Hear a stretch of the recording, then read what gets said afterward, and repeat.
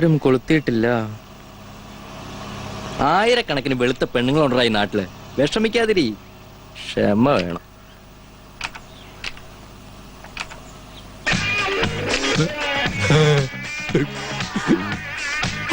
കാലും പൊളിച്ച് മതാമ്മമാരൊക്കെ എവിടെ നിന്ന് കിട്ടുന്നു ജോർജ് കുട്ടിയെ? എത്ര എണ്ണമാ എന്റെ അയ്യപ്പാ.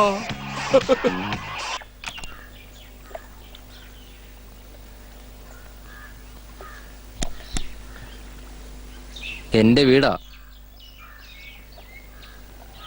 ഇത്, നമ്മുടെ റെയിൽപാളം.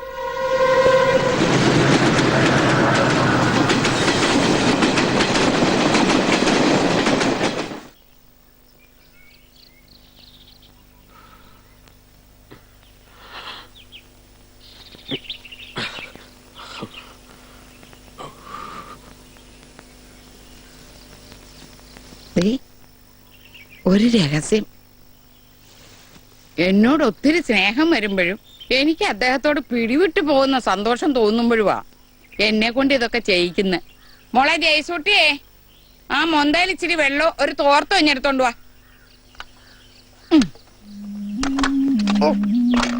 കണ്ടോ, ഇതൊന്നും തുരുമ്പിച്ചിട്ട് പോലും ഇല്ലല്ലോ.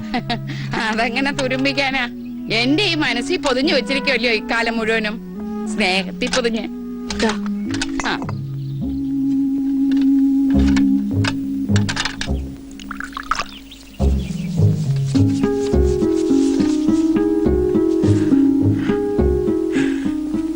അദ്ദേഹത്തിന്റെ മണം.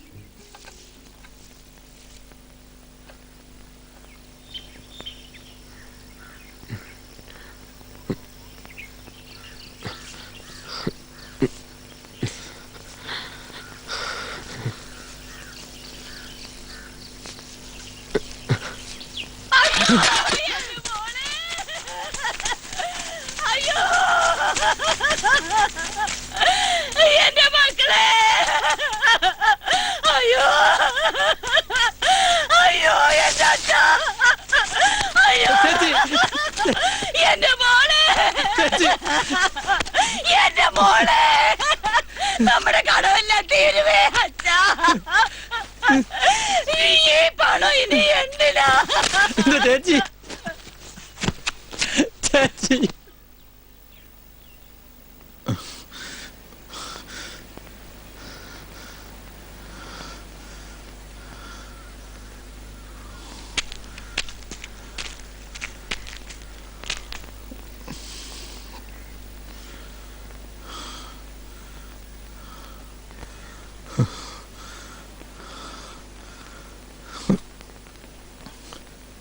അവളും പോയി.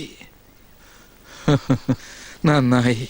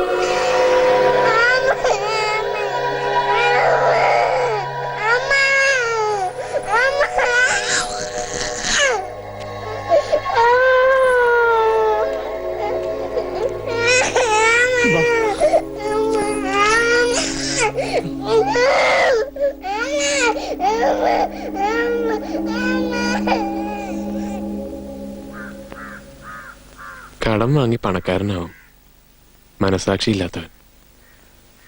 അത് കുറച്ച് കൂടുതലുള്ളവൻ പാവം.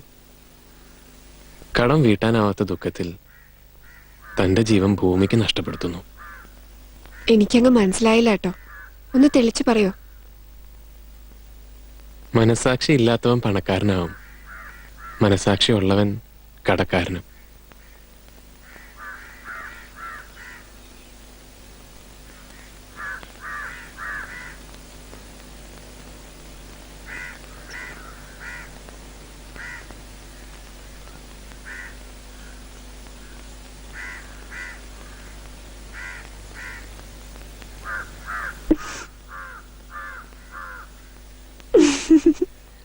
കണ്ണാടി നോക്കി ചിരിക്കുന്ന പെണ്ണുങ്ങളെ ഞാൻ കണ്ടിട്ടുള്ളൂ. നൊമ്പരം മുഴുവൻ പടർന്നു കയറുമ്പോ,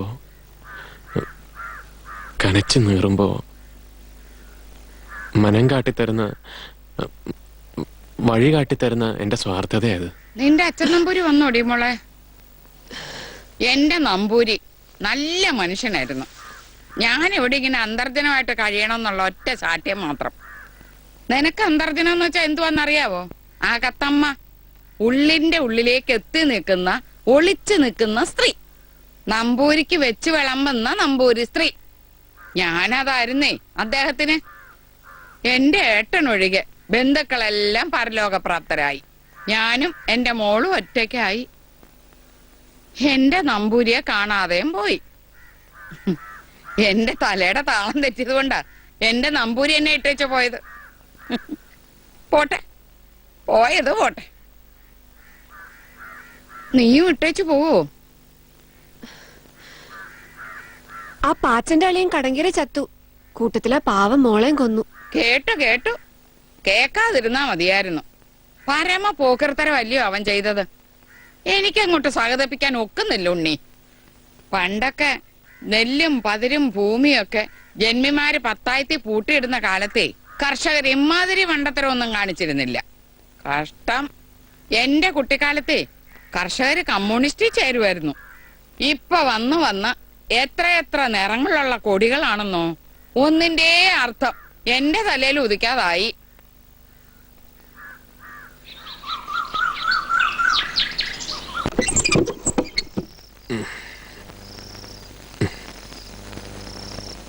ഒരുപാട് കള്ളു കുടിച്ചു എന്ന് വെച്ച് അത്താഴം ഉണ്ണാണ്ട് കിടക്കണ്ട. ദാ